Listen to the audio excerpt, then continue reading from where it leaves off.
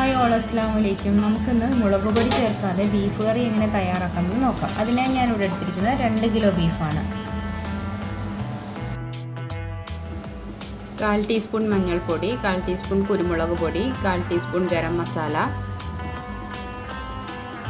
2 പച്ചമുളക്, ഒരു ചെറിയ കഷ്ണം ഇഞ്ചി, 5 അല്ലി വെളുത്തുള്ളി, പകുതി തക്കാളി, 5 ചെറിയ ഉള്ളി, പാകത്തിന് ഉപ്പും വെള്ളവും ചേർത്ത് 5 വിസിൽ വരുന്നത് വരെ വേവിക്കുക.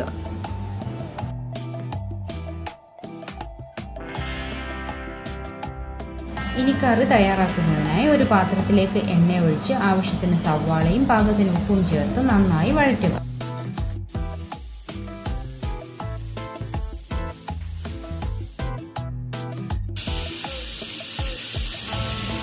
സവാള വാടി വരുന്ന സമയം തക്കാളി ചേർത്ത് കൊടുത്ത് അതിലേക്ക് ചതച്ച ഇഞ്ചി, വെളുത്തുള്ളി, ചെറിയ ഉള്ളി, പച്ചമുളക് എന്നിവ ചേർത്ത് മൂപ്പിച്ചെടുക്കുക.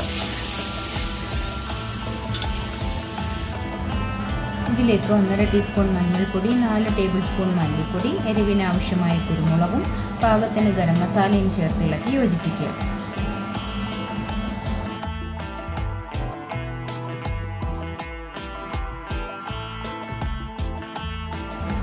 നേരത്തെ കുക്കറിൽ വേവിച്ച് മാറ്റി ഇറച്ചി ഇതിലേക്കിട്ട് ആവശ്യമെങ്കിൽ ഉപ്പും ചേർത്ത് തിളപ്പിച്ചെടുക്കാം.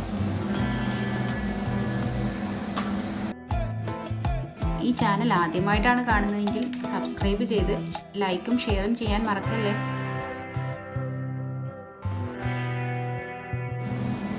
ഇനി ഇതിലേക്ക് തൈര് ചേർത്ത് നന്നായി ഇളക്കി മല്ലിയിലയും ഇട്ട് മൂടി വെക്കാം.